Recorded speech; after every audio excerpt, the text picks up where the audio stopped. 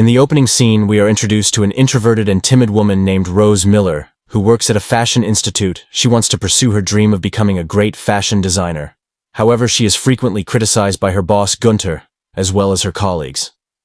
Thankfully, she has a supportive co-worker named Chelsea, working in the same organization, who supports Rose in any way she can.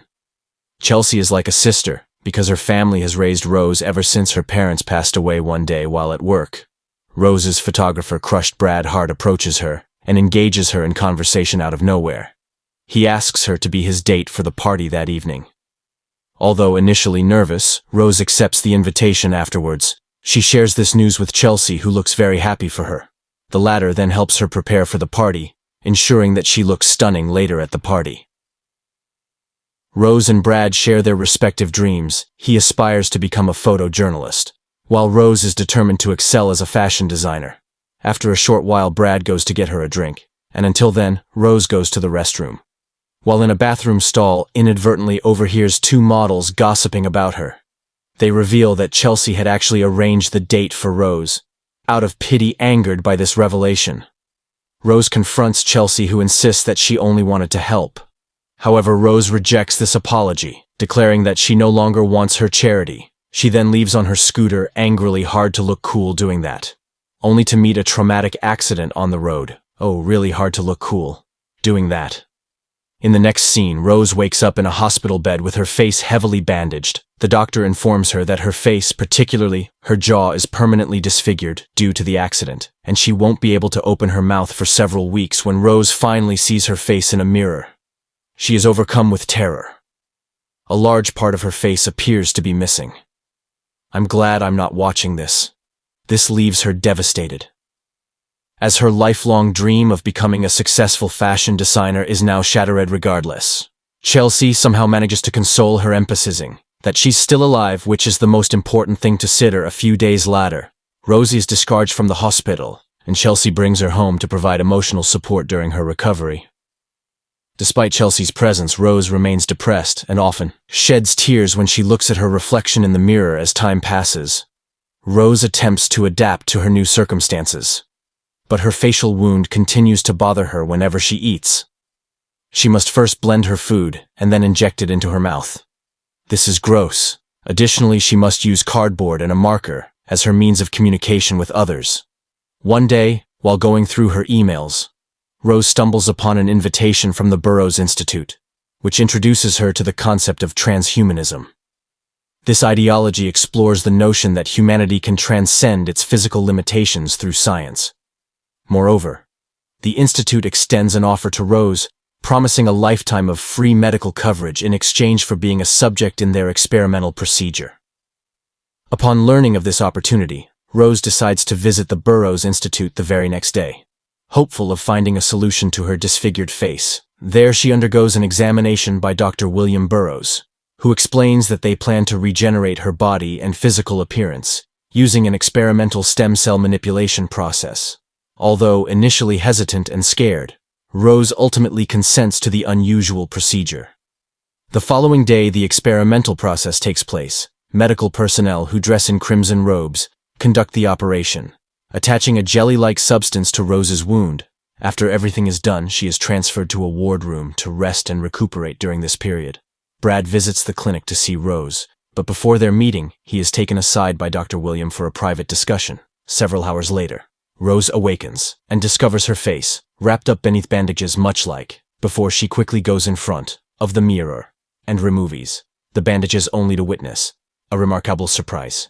Her face has been fully restored, and she now appears even more beautiful than before.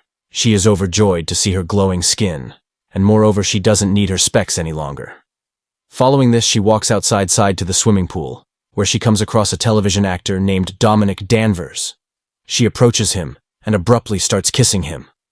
The ACT is so intense that Dominic starts bleeding from the lips. The hell is this movie? Feeling guilty, Rose hastily departs from the scene. The next day, she recounts her experience to Dr. William. Working, she recalls the past humiliations she endured from her boss and colleagues, using these memories as a motivational factor to do better. One day, Brad pays Rose a visit and is immediately taken aback by her striking transformation. He offers an apology for their previous events, and asks her out for another date. However, Rose, who is still upset, declines his proposal. Later that evening, she and Chelsea decide to unwind at a bar. There they unexpectedly run into Gunter, who is taken aback by Rose's new appearance. Gunter inquires about her outfits, and Rose proudly reveals that it's her own design. Impressed, he invites her to return to work and collaborate on his new collection. Following this, the girls enjoy drinks and dancing, until Rose pulls a random guy outside and starts making out with him. At this moment, she turns so aggressive that she starts biting and mauling the guy. Rose then abruptly awakens in her bed, believing this too was another hallucination. It probably wasn't though, let's be real. The scene then cuts to Dominic, who is in the middle of a movie. Shoot. He looks increasingly agitated and exhibits erratic behavior towards his co-workers. His aggression soon rises to the peak point, where he violently assaults a junior actor, biting into his face and tearing flesh on the other hand. Rose is working in her apartments when she experiences excruciating stomach pain. She attempts to endure it, but ultimately collapses on the floor, rendering her unconscious upon waking up. A short while later, she rushes to the refrigerator and gulps down the protein shake provided by Dr. William. However, her hunger persists, and she develops an intense craving. As a result, she retrieves a piece of raw meat and proceeds to lick the blood from it later that evening. Rose roams the streets and comes across a man named Billy who is kicked out from a nightclub by the bouncers. She approaches him and asks for a ride. Billy agrees and allows her into his car. Rose then feigns an intention to kiss him, but instead bites his neck and proceeds to suck his blood. The following morning, she awakens in her apartment and discovers blood on her hand, as well as the same coat she wore the previous night. This makes her realize that the experiences she believed were hallucinations might actually be genuine occurrences. In the next scene, we see the junior actor who has been admitted to the hospital because of Dominic's bite. It becomes apparent that the bite has caused him to become infected with some sort of virus, as he suddenly becomes aggressive and attacks a nurse at the hospital.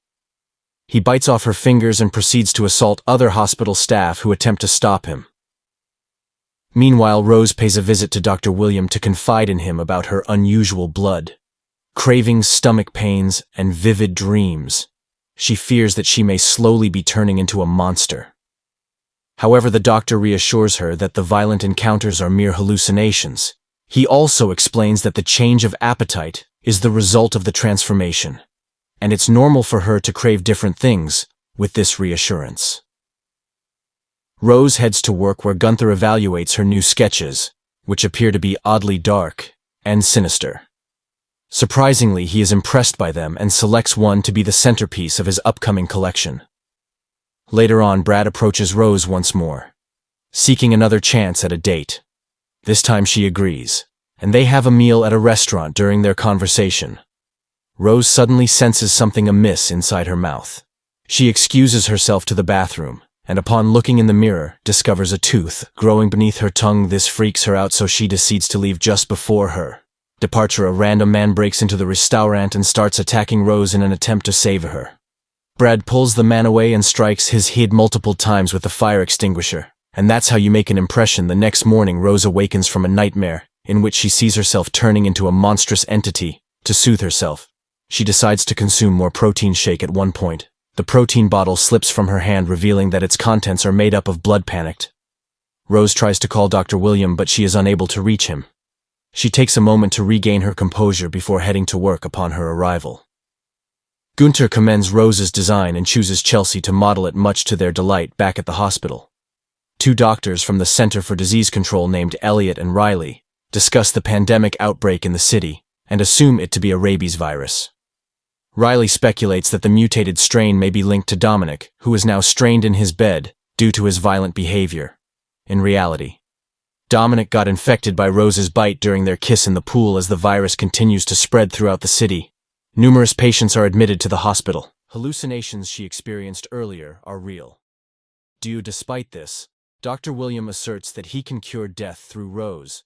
He then locks the couple in a room and monitors them through a glass panel.